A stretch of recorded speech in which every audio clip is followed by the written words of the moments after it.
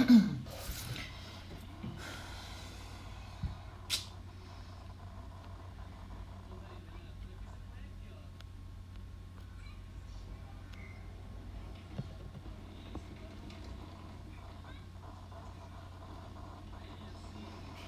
dia, bom dia.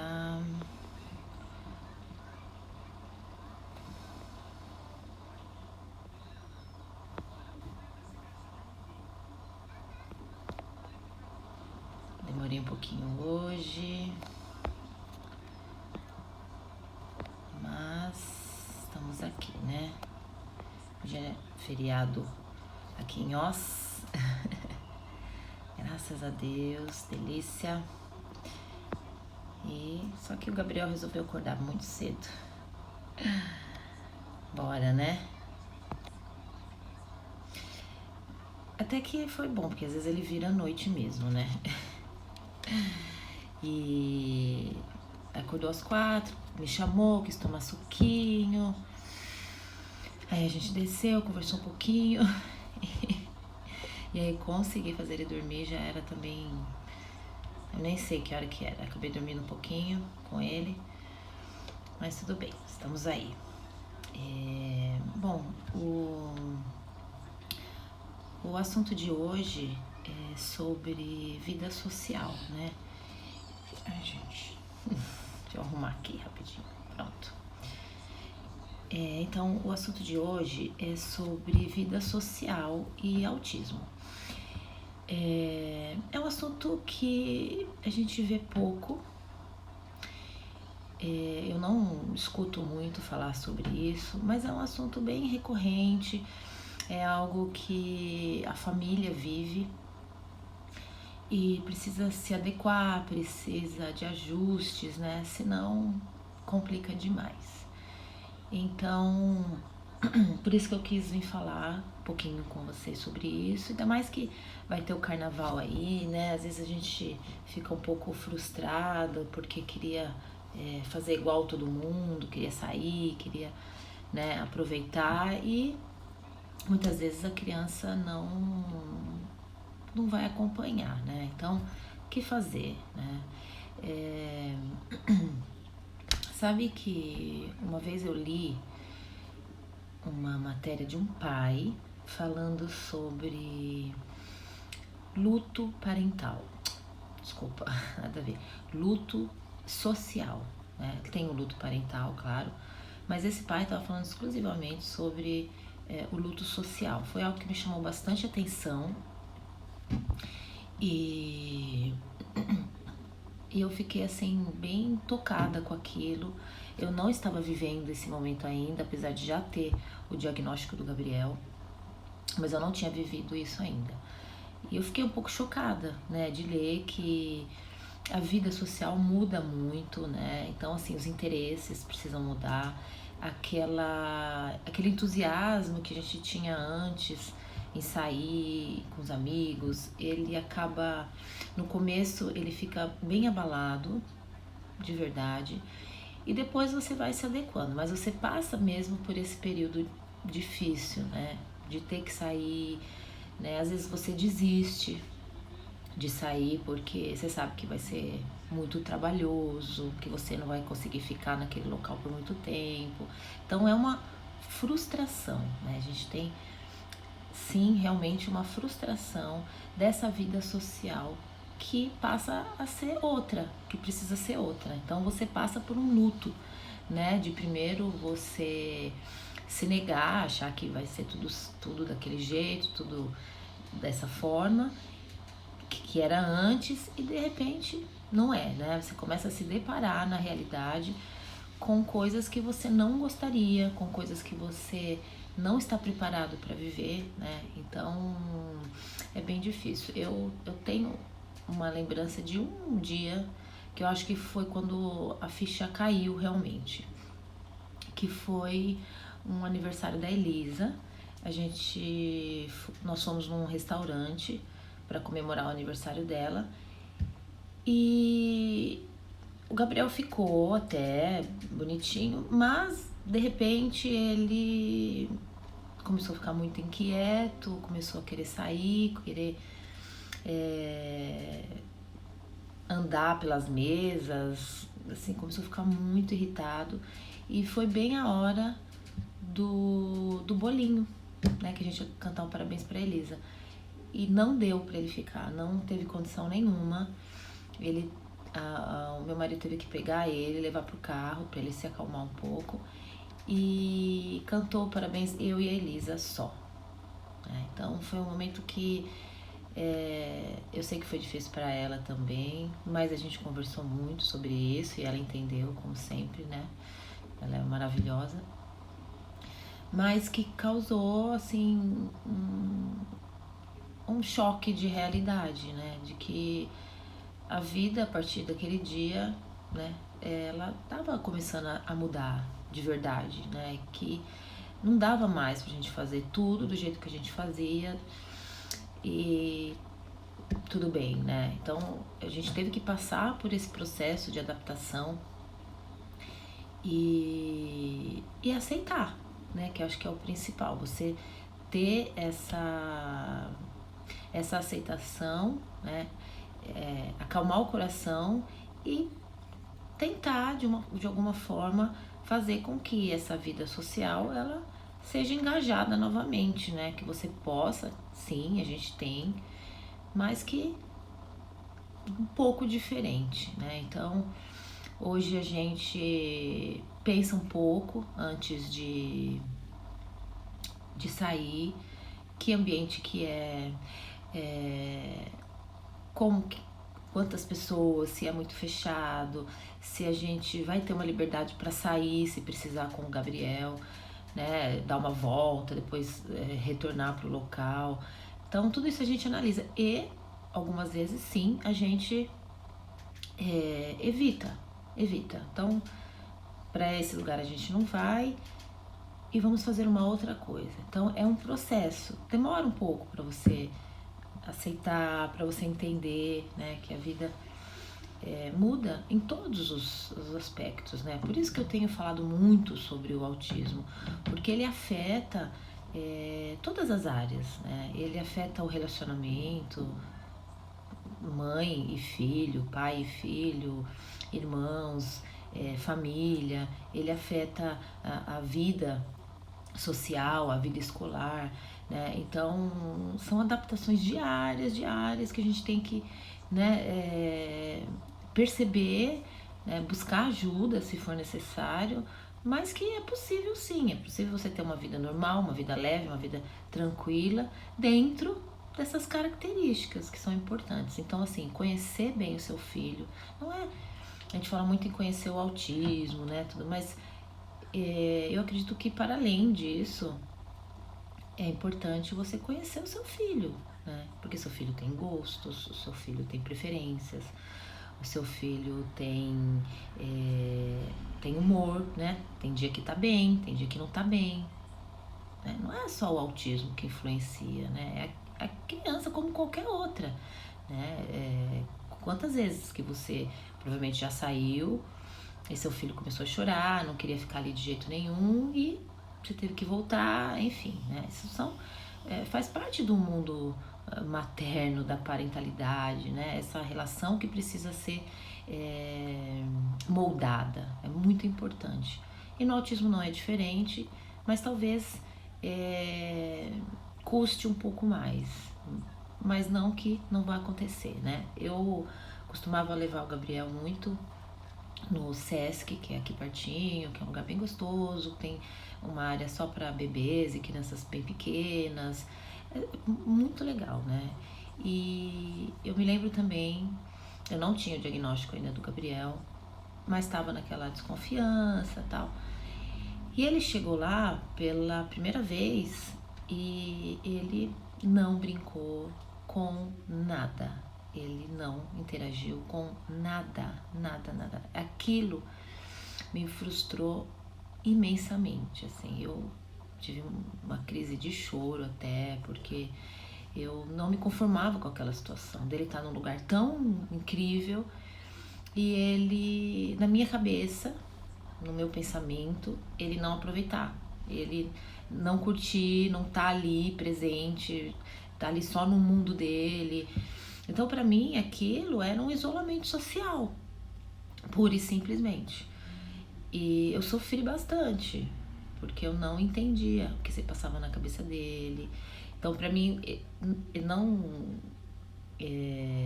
estaria, não tava legal para ele ali, né? Então, eu fui embora, fiquei muito triste, que eu acho que também uma parte aí desse luto que a gente vive.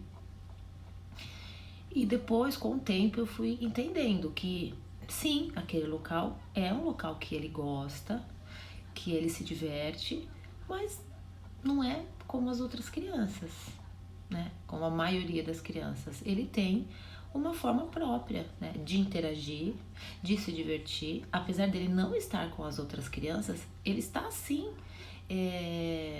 interagindo ali no ambiente. Ele tá ouvindo, ele tá próximo. Hoje eu sei disso, que o Gabriel ele gosta de estar junto com outras crianças. Porém, a interação dele com as outras crianças é diferente. Se uma criança vier e quiser brincar, quiser fazer alguma coisa, ele aceita numa boa. Só que ele não consegue, muitas vezes, mas é claro que existe sim, ele também se aproxima, mas muitas vezes não, ele não consegue, ele não, na cabeça dele, ali no pensamento dele, ele fica ali. E se a criança se aproximar, ele aceita e vai conviver, vai se divertir. Então a gente começa aos poucos a entender essa forma de viver, né? Desculpa, gente. E é importante a gente ter essa sensibilidade em relação a eles, esse sentimento, né? Entender os sentimentos dele, que apesar e outra, se começa a ficar muito incomodado, né? Você vê ali que tá irritado, por que também que você vai permanecer naquele ambiente, né? É quando a gente percebe quando você tem essa empatia com seu filho e percebe que ali não é um local que tá fazendo bem para ele, gente, bora, vamos embora, vamos ser felizes de outra forma, né? Então a gente precisa aceitar essa condição que eles têm e adaptar no dia a dia, né? Isso serve para qualquer ambiente e também serve para qualquer criança, né? Não tô falando só do Gabriel, que tem o autismo e a síndrome de Down, né? Tem muitas crianças que não gostam de determinados ambientes. Eu, por exemplo, particularmente, nunca gostei de carnaval. Mas sou eu. Não é porque eu não gosto também que eu nunca levei minha filha. Já levei pra pular em bloquinho, me diverti junto com ela. Mas se eu tiver que ter iniciativa própria pra fazer alguma coisa nesse sentido, não vou. Inclusive eu tenho lembranças da minha mãe me levando pra bloquinho em clube. E eu sentada, esperando acabar, porque eu não gostava, não me sentia bem, ela colocava fantasias, eu tenho lembranças, assim, eu muito pequena, e ali no bloquinho, querendo sumir daquele lugar, né? Então, mas a minha mãe não tinha essa percepção, achava que ali era um lugar maravilhoso, que eu deveria ficar ali, tudo bem.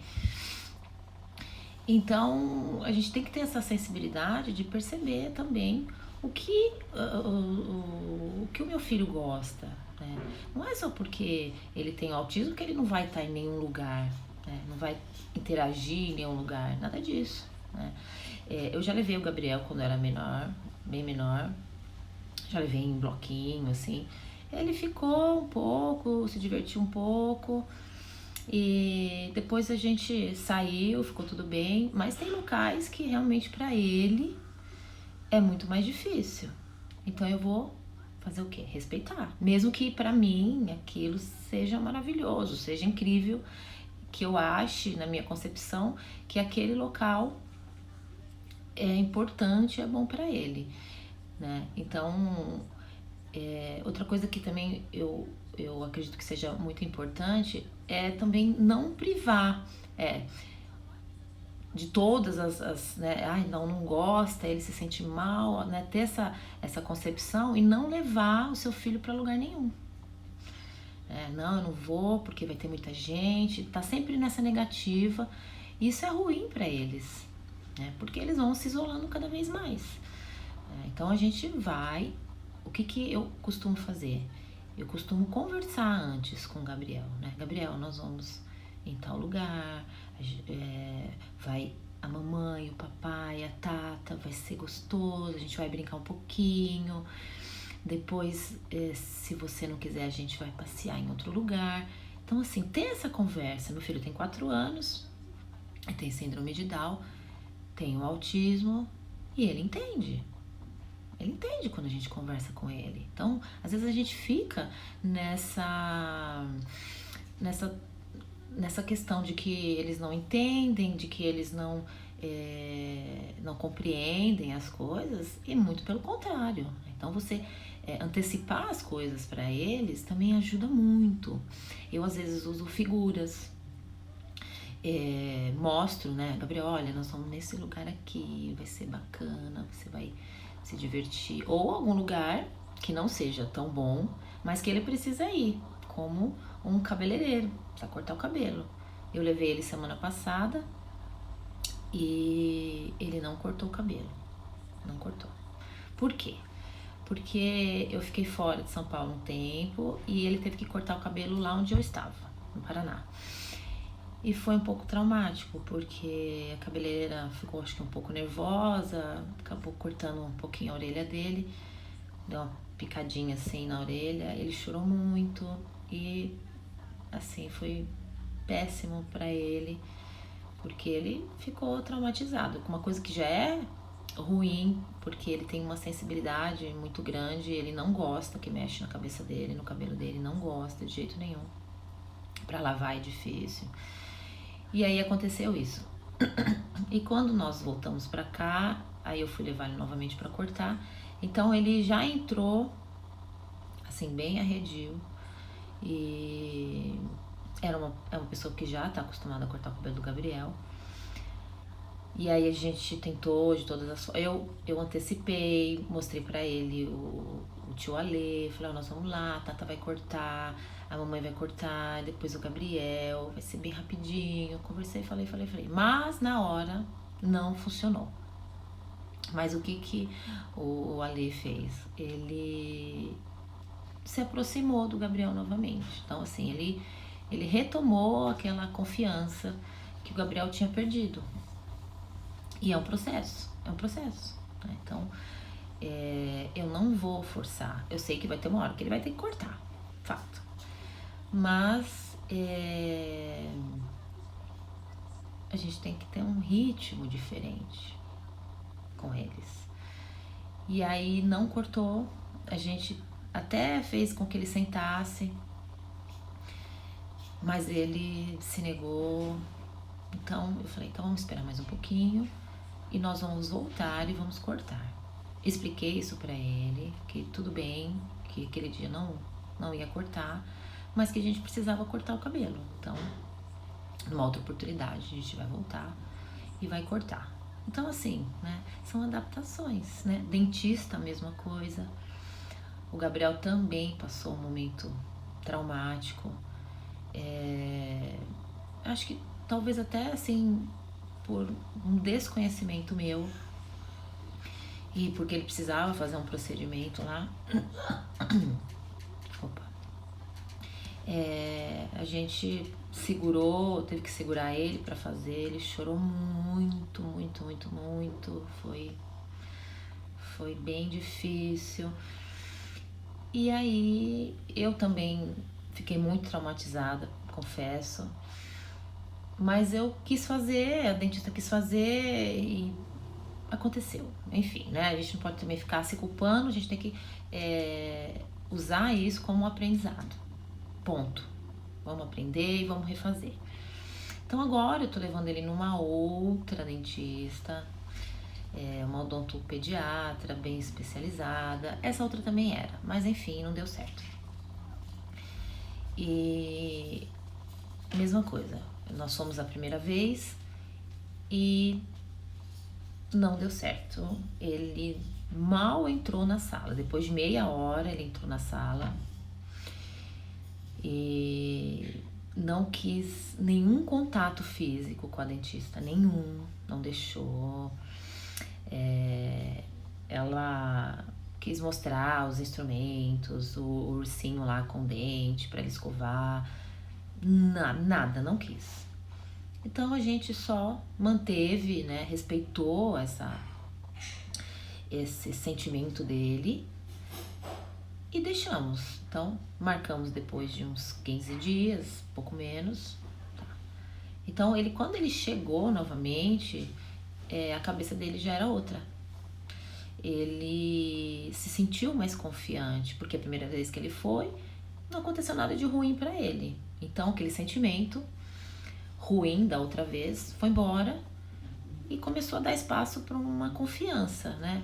Para um bem-estar. E aí ele entrou na sala, ele cumprimentou a dentista, ele deu um beijo, ele escovou o dente do ursinho, sentou meio forçadinho comigo na cadeira, mas a dentista conseguiu tocar no dente dele, conseguiu olhar. Então isso já foi um super avanço, né? Foi maravilhoso, conseguiu passar a escovinha, viu se tinha cárie, viu tudo. Então foi ótimo, foi maravilhoso, deu tudo certo. Mas é assim, a gente muda o ritmo, a gente muda a forma de fazer as coisas. Isso é super importante para eles, para a adaptação deles também, porque a cabeça deles funciona de uma forma um pouco diferente da nossa. Então, não é que demora, não é... Claro, demora sim, porque tem o fato do Gabriel ter a deficiência intelectual, então a gente tem que ter um manejo, né, claro, especial, mas a gente precisa entender que é preciso respeitar os sentimentos dele, é preciso compreender o filho da gente de uma forma mais profunda, mais especial e andar também no ritmo dele, né? Eu tenho aprendido com o Gabriel muitas coisas e coisas simples até, né? Por exemplo, o Gabriel não gosta de andar, ele não gosta, ele só quer colo, mas já tá grande, tá com quase 5 anos, eu não aguento mais pegar ele. E o que eu percebo? Se eu ando de mãos dadas com ele, no ritmo dele, deixando ele parar de vez em quando, de olhar as coisas, de aquele andar assim bem tranquilo, ele anda bem mais do que se eu puxar ele pela mão e vamos. A gente tá sempre com pressa, mas não adianta, não funciona. Então ou eu pego ele no colo ou eu vou no ritmo dele. Então o que eu quero? Eu quero que ele tenha independência. Eu preciso que ele ande. E daqui a pouco eu não posso mais carregar. Então o que eu faço? Eu diminuo o meu ritmo. Eu paro um pouco, né? Eu saio mais cedo de casa para ele poder andar, né? Eu insisto com ele para que ele ande. Não, mamãe tá muito cansada, mamãe não pode mais pegar você. Ai, que dor nas minhas costas, né? Mostrar para ele que é importante que ele ande, a independência dele. Então eu também tenho que às vezes dar uma pequena forçadinha, né, para que ele também, eu não posso só fazer o que é do gosto dele, da forma dele. Eu como mãe tenho essa obrigação, né, de ensinar, de moldar, de colocar ele também num ritmo adequado, claro, dentro das características dele. Isso é importante. Não estou falando só crianças com deficiência, com transtornos, qualquer criança. Eu sempre tenho isso em mente, respeitar as particularidades deles, né, dos sentimentos, aquilo que gosta, porque aí a coisa fica muito mais fácil, né? As coisas ficam mais leves, né? Então, entender que as coisas não acontecem de hoje para amanhã. Processos. Mas isso a gente vai aprendendo com o tempo. A gente erra muitas vezes para depois acertar. Faz parte, né? Mas o que eu vejo que é importantíssimo é você se apoiar em quem já conhece o caminho, em quem já passou pelo caminho, né? Eu confesso que no começo de tudo, quando eu descobri a síndrome de Down, depois quando eu descobri o autismo, eu me isolei por um tempo. Eu não queria contato com ninguém, eu não queria falar com nenhuma mãe, mas é o processo do luto. Passou, e aí você precisa buscar. Você precisa encontrar pessoas da sua mesma, né, do seu mesmo mundo ali para te orientar. Porque senão você fica perdida, porque senão você fica angustiada, você faz coisas, né, você se estressa. Eu vejo muito isso, né? Eu vejo o estresse nos pais porque não conseguem lidar de forma correta com os filhos, né? De forma tranquila. Então isso causa um estresse gigantesco nos pais, principalmente na mãe, porque é a mãe que tá ali mais tempo, né? Tá ali no dia a dia, nos processos difíceis. E é um problema, vira uma depressão, né? Perde-se muito do vínculo porque essa mãe ela passa a não se comunicar com o filho, né? Faz as coisas no automático porque acha que o filho não entende, acha que o filho não tem sentimentos, porque ele não expressa da forma que a gente espera. Então você vai esfriando os seus sentimentos também.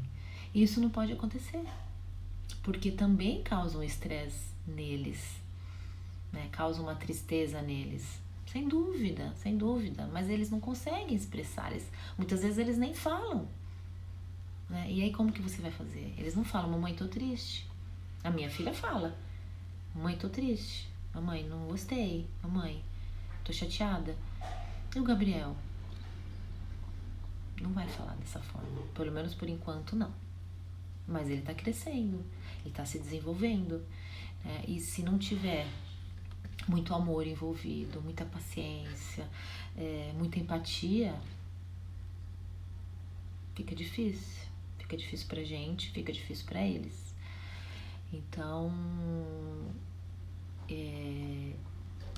todo dia, cada dia é um passinho, cada dia é um aprendizado. E se errou, tá tudo bem, tá tudo bem. Pede desculpas, pede perdão, refaz o caminho, pergunta, né? Vai atrás de quem já fez. Como é que você faz? Será que eu tô indo no caminho certo? Será que dessa forma? É assim que a gente caminha. Ninguém nasce sabendo, ninguém nasce ainda mais com um filho atípico. É mais difícil ainda, ninguém dá um manualzinho. Porque cada criança é uma criança especial, com suas características, com seus sentimentos, com tudo. E a gente esquece disso, a gente fica atrás ali só de entender as características da síndrome, de entender as características do autismo, e esquece que por trás tem uma criança que precisa da mãe, que precisa do pai, que precisa se divertir, que precisa de tudo. A gente acaba, né, entrando num mundo ali e esquece que a criança tá ali esperando uma coisa simples sua, né? Um carinho, uma brincadeira. Não precisa muito, né? É usar o seu instinto de mãe, de pai, como se fosse qualquer outra criança. Bora se divertir, bora dar bronca quando precisa. Precisa, né? Por quê? Que eu vou tratar diferente do meu outro filho. Tem que entrar na linha igual. Errou, vai lá. Jogou no chão, brinquedo, vai lá catar. Ué, a vida é assim. E a gente tem que mostrar pra eles que eles são também iguais aos outros, né? Claro, eu te entendo, filho, eu te entendo. Eu sei que você fez isso porque você não sabe que tem que guardar. Mas vamos aprender? Vamos. Normal, gente. Dia a dia tem que ser básico, sem ficar pensando muito, sabe? Entender, tendo sempre isso na mente, na cabeça, né? Que eu preciso respeitar meu filho nos seus sentimentos, no seu querer, né? Nos seus desejos, o que faz ele feliz. Isso é importante. E tá bem, né? Tá bem consigo mesma. Isso é maravilhoso, né?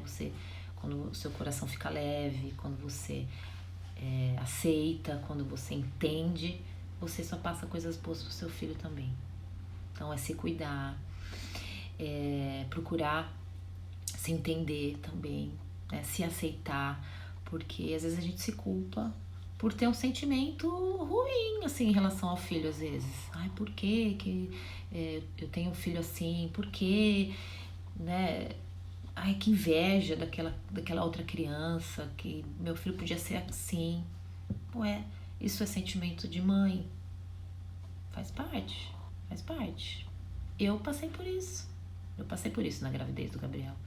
Que eu falava, por que meu filho não vem igual os outros vêm? Por que eu tenho que passar por isso? Mas se você ficar alimentando esse tipo de sentimento, vai ser ruim, vai ser muito ruim. Você vai entrar em depressão, você vai se acabar como pessoa, você vai deixar de viver e de amar seu filho. E não pode. Mas hoje eu entendo que foi um processo. Foi um processo. E passou e eu passei a amar meu filho de uma outra forma. Pedi perdão para ele. Falei, filho, me perdoa. Porque eu não te aceitei de cara. Eu demorei um pouco para te aceitar. E sem ficar se culpando pelo resto da vida por causa disso. De jeito nenhum. Né? A gente aprende todos os dias. A gente cresce todos os dias. Mas precisa querer. Precisa, né, parar de olhar a graminha do vizinho. Parar de olhar, de comparar seu filho. Eu fiz muito isso. Eu olhava outras crianças da idade do Gabriel e falava, ai meu Deus, o Gabriel ainda não faz isso, o Gabriel não fala isso ainda. Ai, o Gabriel tá na fralda ainda. Olha lá, aquele ali não tá, olha lá, já saiu, por que o meu não faz? Aí via as mães fazendo atividades em casa com os filhos. Eu falava, meu Deus, eu não consigo fazer meu filho sentar. Ai, meu Deus, aí queria comprar os brinquedos pra fazer, queria comprar as atividades. Eu demorei pra entender que eu não conseguia fazer. Que eu tinha que viver uma vida diferente, que a minha realidade era outra. Então a gente parar, né, de ficar ali, né? Ai, mas aquela criança sai, vai pra todos os lugares, eu não consigo sair com meu filho, não consigo. Fica naquela negativa. Consegue sim, você consegue levar seu filho nos lugares, você consegue, né, ter uma vida social, consegue, mas precisa passar por todo esse processo de entendimento, de compreensão, de empatia, né? Por exemplo, esse carnaval, o que eu vou fazer? A minha filha tá inventando ali, porque ela quer fazer alguma coisa aqui em casa, então nós vamos chamar a família, a gente vai vai enfeitar a casa, e eu sei que o Gabriel aqui vai ficar maravilhosamente bem, porque tá no ambiente dele, tá na casa dele. Então assim, vamos nos divertir da forma que a gente consegue, vamos adaptar essa vida social, vamos adaptar, mas não vamos perdê-la, não vamos perdê-la. Se tiver que ir num aniversário, o Carlos está dizendo aqui, observar e adaptar aos momentos. Isso, mas não deixar de fazer, não deixar de ir, né? Hoje talvez seja muito ruim sair, mas amanhã pode ser que melhore um pouco, depois vai melhorando mais, e aí você vai percebendo, né? Alguns lugares eu não vou levar meu filho, mas outros eu vou, porque precisa, porque é bom para eles também, né? Se adaptarem ao meio social, é muito importante para eles, mesmo que não seja da forma que você está imaginando. Então, a gente tem muito isso assim de chegar no lugar, ter que cumprimentar todo mundo, beijar, tal. E às vezes eles chegam lá, focam em alguma coisa e acabou. Então a gente acha que não tá se divertindo, que não tá gostando daquilo, E eles estão super ali, felizes, mas do jeito deles, né? Eu me frustrei muito com isso, de chegar, por exemplo, numa festa, num negócio tinha... Ai, tinha lá palhaço, monitor. E o Gabriel nem aí com o monitor, nem aí com as brincadeiras. Mas estava ali no meio. Eu demorei para entender isso, que ele estava ali no meio, que ele estava interagindo sim, mas não da forma como as outras crianças estavam fazendo. Então é o jeito dele, é a forma que ele tem. Não é porque ele não tá ali pulando igual as outras crianças que ele não tá se divertindo, que eu preciso ir embora. Não é assim. Ele tá se divertindo, ele tá acompanhando, ele tá percebendo o ambiente que ele tá. Mas ele não tá fazendo o que as outras crianças estão fazendo, apenas isso. Entender essa dinâmica deles. E perceber também quando não tá fazendo ele feliz, não tá legal para ele. Ter essa percepção de que você tem que estar ali acompanhando, que não dá mais para ficar sentadinha conversando enquanto brinca muitas vezes. Hoje o Gabriel tem mais essa independência, mas demorou, né? De ter que ficar ali, para ele não fugir, para ele não... Eu ainda faço, eu não consigo também ficar sentado o tempo inteiro, por exemplo, num restaurante, numa festa, não consigo. Então, eu já sei, eu já vou para esse local sabendo que eu vou ter que bater perna junto com ele. Tá bom, tudo bem, tá certo, tudo tranquilo, eu vou fazer, vou me divertir junto com ele. Tá tudo certo. Então, é isso. Aproveitem o carnaval com seus filhos. Aproveita. Pensa aí onde você pode levar. Se é um ambiente aberto, melhor ainda. Se é um ambiente com um pouco menos de barulho, melhor. Mas não deixe de fazer, não deixe. Faça, leve, se divirta junto com ele, prepara, enfeita, né? Põe fantasia, se não gosta de fantasia, põe só um acessório, ou não põe nada, vai sem nada. O Gabriel não gosta de fantasia, não gosta de nada. Então vai sem, vai se divertir do mesmo jeito, vai lá brincar, entra na folia com ele, sabe? Incentive seu filho a ter essa vida social, a se divertir. Não isole, não faça isso, né? Mesmo que vai chegar no local, as pessoas vão olhar torto, porque acontece isso, né? Acontece que às vezes a criança ela tá empolgada e ela grita, ela se empolga e você fica ali meio... Não se preocupa não, deixa seu filho ser feliz, deixa que quem quiser olhar, olha, quem quiser comentar, comente, a vida deles, a minha vida, pronto, e deixa fluir, né, então, eu queria falar isso para vocês hoje e espero que o conteúdo tenha sido relevante, tenha sido proveitoso. E quem quiser depois sugerir algum tema pra gente falar aqui, tô super aberta, a gente pode falar semana que vem, toda quarta-feira de manhã, bem cedinho, eu vou entrar aqui, vou falar, depois eu vou deixar gravado para quem quiser assistir depois.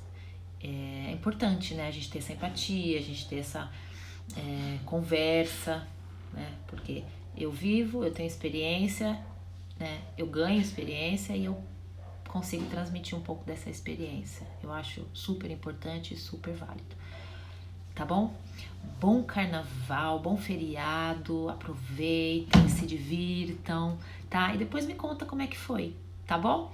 Beijo, bom dia e bom resto de semana pra vocês. Tchau, tchau.